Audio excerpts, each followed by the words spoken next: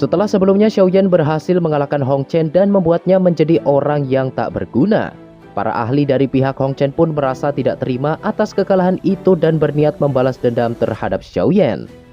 Meskipun lawan yang akan dia hadapi sangat kuat, bahkan ada tetua pavilion Feng Lei yang notabene adalah seorang elit Douzong, tetapi Xiaoyan sama sekali tak menunjukkan rasa takut sedikit pun dan tetap bersikap tenang. Tak lama kemudian tetua pavilion Feng Lei lantas menatap dingin ke arah Xiaoyan dan bertanya, dari mana dia bisa mendapatkan teknik langkah 3000 petir.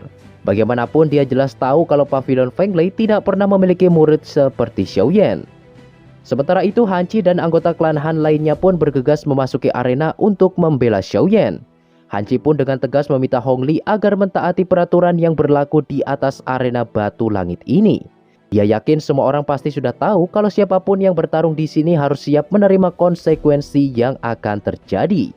Selain itu Han Qi juga tidak bisa meninggalkan Xiaoyan begitu saja, mengingat dia adalah tamu yang diundang secara langsung oleh klan Han. Oleh sebab itu, mereka tidak akan membiarkan klan Hong bertindak semena-mena.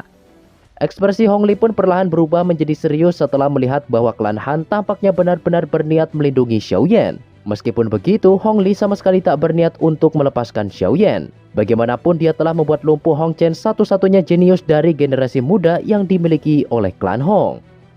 Selang beberapa waktu, tetua dari pavilion Feng Lei pun tampak tertawa dingin melihat keberanian yang ditunjukkan oleh Han Qi dan anggotanya. Menyadari kalau lelaki tua itu berasal dari pavilion Feng Lei, Han Qi pun merasa khawatir kalau dia akan ikut campur dalam masalah ini.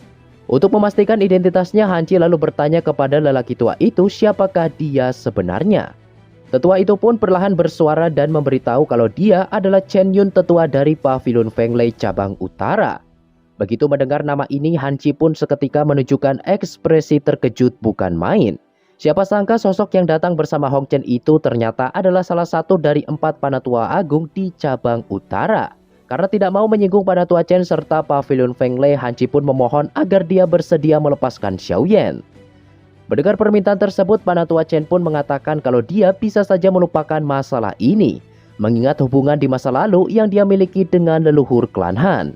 Namun sebelum itu dia harus mendengarkan penjelasan Xiaoyan dari mana dia mendapatkan teknik langkah 3000 petir.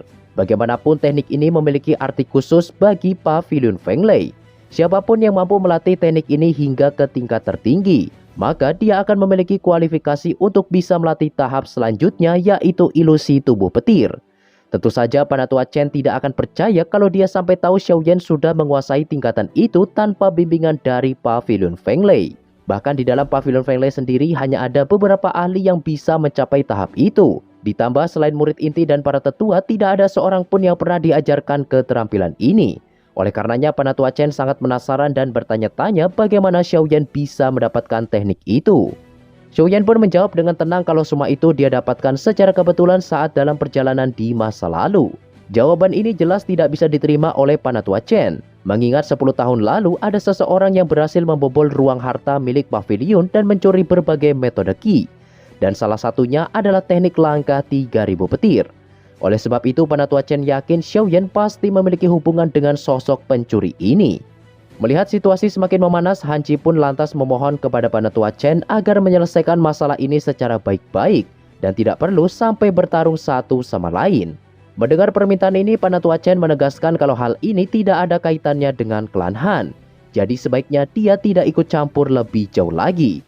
Setelah mengatakan itu, panatua Chen kemudian memberikan 2 pilihan kepada Xiaoyan. Pertama, dia akan ikut kembali ke pavilion Feng Lei cabang utara dan bertemu dengan ketua pavilion untuk memutuskan hukumannya. Kedua, dia akan langsung membunuh Xiaoyan di tempat demi mencegah teknik itu jatuh ke tangan orang luar. Kata-kata ini jelas membuat Han Qi dan yang lainnya merasa khawatir dengan keselamatan Xiaoyan. Akan tetapi, mereka juga tidak bisa bertindak gegabah mengingat pavilion Feng Lei adalah fraksi yang sangat kuat. Jika mereka sampai terlibat pertempuran, takutnya klan Han akan langsung dimusnahkan dari kota Tianbei. Melihat kekhawatiran di wajah semua orang, Xiaoyan lantas mentransmisikan suaranya dan meminta Han Qi agar tidak perlu merasa cemas. Bagaimanapun, masalah ini sama sekali tak berhubungan dengan klan Han. Sesaat kemudian Xiaoyan tampak sedikit tertawa sembari menatap ke arah panatua Chen dan berkata, "Aku sama sekali tak tertarik dengan pavilion Feng Lei. Oleh karenanya aku tidak akan pergi bersamamu. Dengan kekuatanmu yang bahkan belum mencapai bintang 5 dosong, sejujurnya kau masih belum memiliki kualifikasi untuk bisa memaksaku. Perkataan Xiaoyan ini jelas membuat sebagian orang beranggapan kalau dia sudah terlalu sombong. Meskipun Xiaoyan berhasil mengalahkan Hong Chen, namun Penatua Chen adalah seorang elit dosong sejati. Jadi sangat mustahil Da Huang muda seperti Xiaoyan mampu berhadapan dengannya. Bahkan Han Qi juga merasa ragu dengan keputusan Xiaoyan itu. Bagaimanapun kemampuan Penatua Chen bisa dibilang setara dengan leluhur klan Hong yang sedang menjalani pelatihan tertutup. Di sisi lain, Han Yu juga merasa cemas dan dipenuhi penyesalan. Jika saja dia tidak mengundang Xiaoyan untuk terlibat dalam masalah ini, maka dia tidak perlu sampai berurusan dengan tetua Pavilion Fenglei.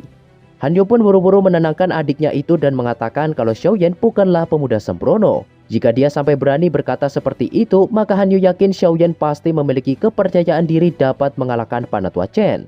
Walaupun pada dasarnya hal ini terlihat tidak masuk akal. Sementara itu Penatua Chen yang tergantung di langit hanya bisa tertawa mengejek. Selama bertahun-tahun ini adalah pertama kalinya ada seorang pemuda yang berani meremehkannya. Setelah semua itu, niat membunuh pun perlahan melonjak di wajah Penatua Chen. Dalam sekejap mata dia pun menghilang dan langsung menyerang ke arah Xiaoyan berada. Pemandangan ini membuat Han Qi tidak bisa lagi menahan rasa bersalahnya. Di saat yang bersamaan dia pun terbang ke medan pertempuran dan berniat mengorbankan nyawanya untuk melindungi Xiaoyan.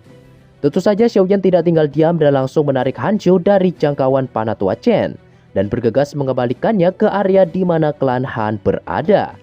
Penatua Chen pun memanfaatkan kesempatan ini dan muncul secara tiba-tiba tepat di belakang Xiaoyan. Dalam sekejap dia pun melesatkan serangan kilat bagaikan cakar hantu dan berniat membunuh Xiaoyan dalam satu serangan.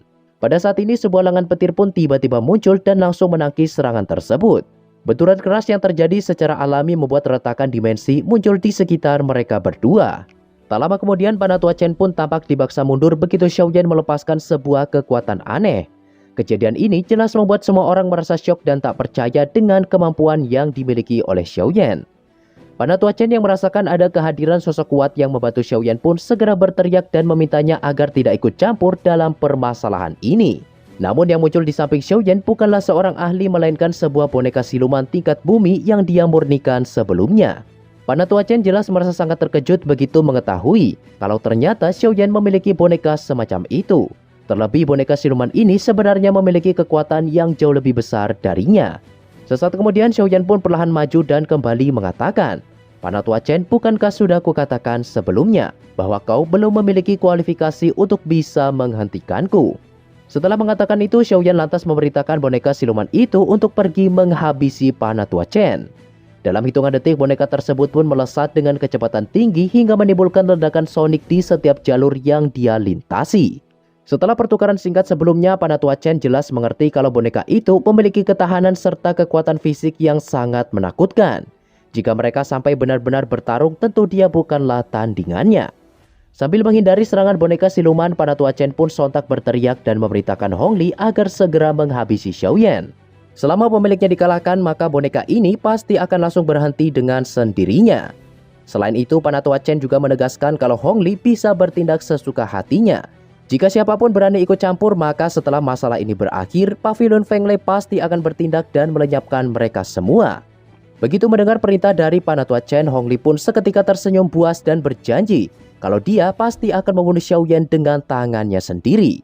Dengan begitu, dendam Hong Chen akan terbalaskan, ditambah klan Hong juga akan mendapatkan boneka kelas Dozong secara gratis. Dikarenakan Han Qi dan anggotanya tidak mungkin bertindak, Hong Li pun merasa semakin percaya diri dan langsung menyerang Xiaoyan dengan segenap kekuatannya. Sebagai ketua klan Hong, Hong Li tentu tidak lebih lemah dari Han Qi. Menurut pengamatan Xiaoyan, dia seharusnya juga hanya perlu selangkah lagi menuju tingkatan Dozong. Di saat yang bersamaan, Doqi yang sangat kuat pun melonjak di seluruh tubuh Hong Li. Sedangkan metode Qi yang dia latih merupakan afinitas angin yang terkenal dengan kecepatan serta kelincahannya. Sementara itu di lain sisi terlihat Penatua Chen benar-benar dibuat tak berkutik di hadapan boneka siluman milik Xiaoyan. Dengan keunggulan boneka siluman yang tidak membutuhkan Doqi dan merasakan sakit, jelas Penatua Chen akan sangat dirugikan jika pertempuran ini terus berlangsung. Pada saat yang bersamaan, Hong Li pun menggenggam erat pedang di tangannya dan seketika melesat ke arah Xiaoyan layaknya sebuah tornado. Namun sayang, serangan kuat ini dapat dihindari dengan mudah oleh Xiaoyan berkat bantuan tubuh ilusi yang dia ciptakan.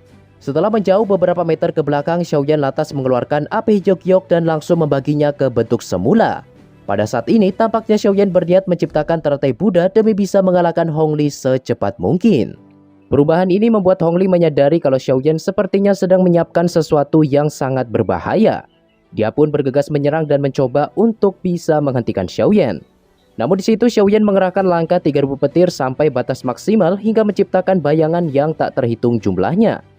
Pergerakan Xiaoyan ini jelas membuat Hong Li kesulitan untuk menemukan tubuh asli Xiaoyan.